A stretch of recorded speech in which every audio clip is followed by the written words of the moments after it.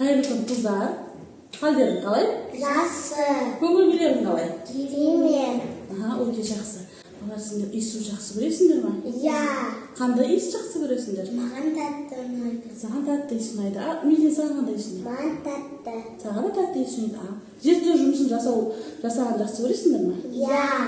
Балалар, бүгін біздер үй жағдайында иіс су дайындайтын боламыз. Менімен бірге зерттеу жұмысын жасайсыңдар ма? Иә. Біздер үй жағдайында иіс су дайындау үшін ең алдымен бізге апельсин қабығы, лимон қабығы, су керек болады, арнайы ыдыс керек болады, осылай ауызы жабылған құтылар керек болады. Сосын иіс суымыз ұршып кетпеу үшін міндетті түрде біз оның құрамына көптеген масылны, яғни майды құю керекпіз, және спирт керек болады, және біздің иіс суымыз дайын болғаннан кейін осындай арнайы ыдыстарға құятын боламыз. Ал зертханалық жұмысымызды бастаймыз ба? Иә. Ең бірінші қабығын ашып алайық. Енді мына ыдысқа салайық. Енді оның үстіне арнайы суымызды құямыз.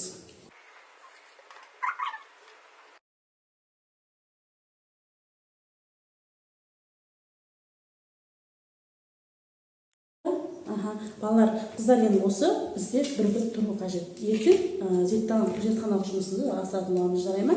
Иә. Қыздар, біз кеше бірінші күн зерттеу жұмысын жасадық. Не істедік кеше біздер? Лимонның қабығын салдық, апельсиннің қабығын салдық. Қайда салдық? Ыдысқа. Арнайы ыдысқа салдық. Енді осы ыдысымызды ашып қарайық. Қандай иіс шығады екен, нәтижесін көрейік.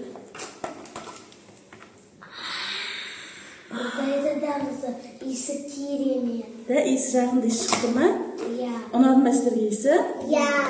Жарайсыңдар. Қыздар, енді осы біздің дайын болған суымызды мына арнайы құтыларға құятын боламыз.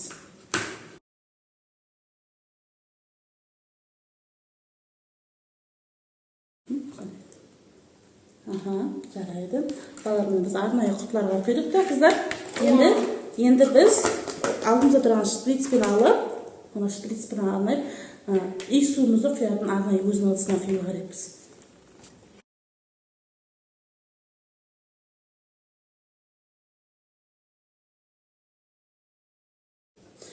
Қыздар, біз құйып алдық. Енді оның құрамына спиртімізді және майымызды құятын боламыз, тамызатын боламыз. Егер де иіс суымыздың құрамында егер май көп болса, оның иісі жаққа шейін жетімді болады. Сол себептен біз мына аром маслысын, яғни аром иісті көп құю керекпіз құяғын.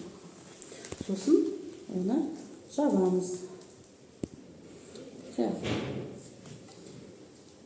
Біз спирт иіс суымызды құйдық ыдысымызға. Енді оның иісін көру үшін арнайы блоктерімізға былай иісін шашайық. Сосын иісін арайтын боламыз.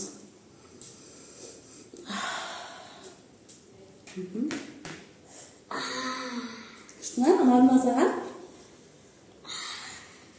Қалай саған? Ұнады ма тәмелейсің? Иә. Ұнады ма?